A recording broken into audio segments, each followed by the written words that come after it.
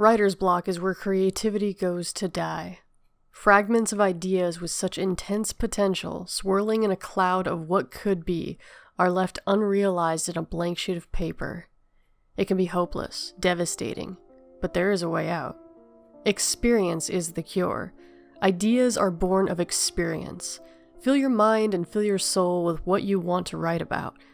Want to write about sailing? Go on a boat and go somewhere. Want to write about the countryside? Rent a house or get a job in the countryside. It's that simple. Over time, if you're open to it, the stories will come to you. For the greater part of the year, I was plagued with writer's block. I missed deadlines, bled money, and nearly lost my publishing contract. I felt like I was circling the drain. And then I met Diane, my lover, my muse. Diane sparked in me a resurgence of creativity I had been too afraid to even dream about. From the moment we met, ideas began to swirl through my head. After our first date, I went home and wrote 5,000 words about a couple falling in love in Paris. At 3 a.m., I sent it off to my editor to find it a home in some travel journal. I fell asleep, assuming it was a fluke, but was still pleased I could get the words on paper. The next morning, though, the spark remained. I composed story after story, stuff totally unrelated to my normal body of work, but nonetheless important. Freelancing is all about production, and finally, my production was back. As Diane and I grew closer, I realized how much I treasured her. After a few months, I had written and sold hundreds of articles and stories to publications all over the world. Each of the pieces had similar topics and themes, but every one of them dripped with sincerity. It was obvious they were written by a man in love. The other day, I received an email from my editor. She'd spoken with the publisher of my last novel, the same publisher who'd threatened my contract after I missed the deadline for the sequel.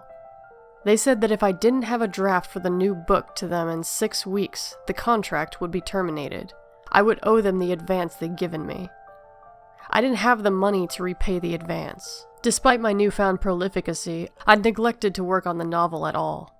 For that, I had no inspiration, no spark. I had nothing. All I could write about was love and affection, kindness, positivity. I knew I'd have to talk to my muse. I explained my situation to Diane, and, as always, she listened with interest and compassion.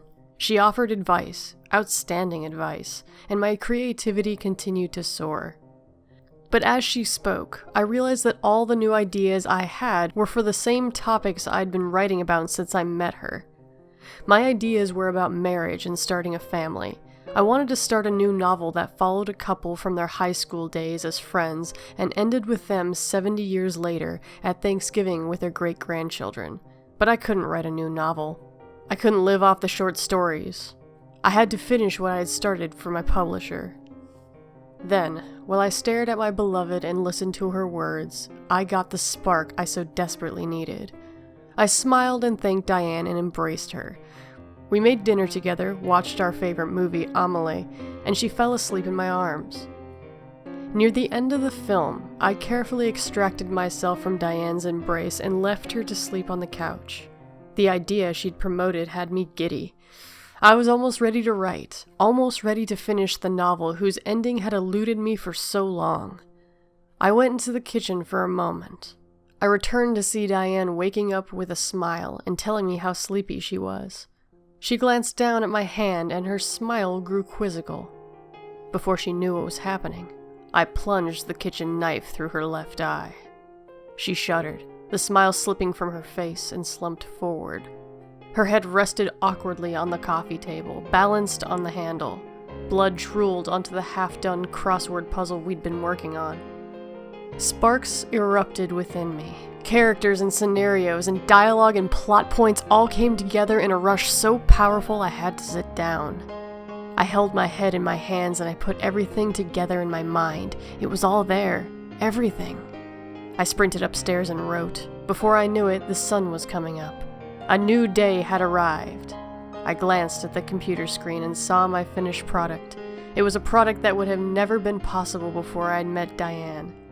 For months, I'd only written sentimental, tender prose. It made sense. I was in a tender, sentimental relationship. I walked downstairs and looked at my beloved, now cool, her blood congealed on the coffee table. I thanked her and kissed the back of her neck. She was my muse to the very end. I couldn't keep writing the love stories.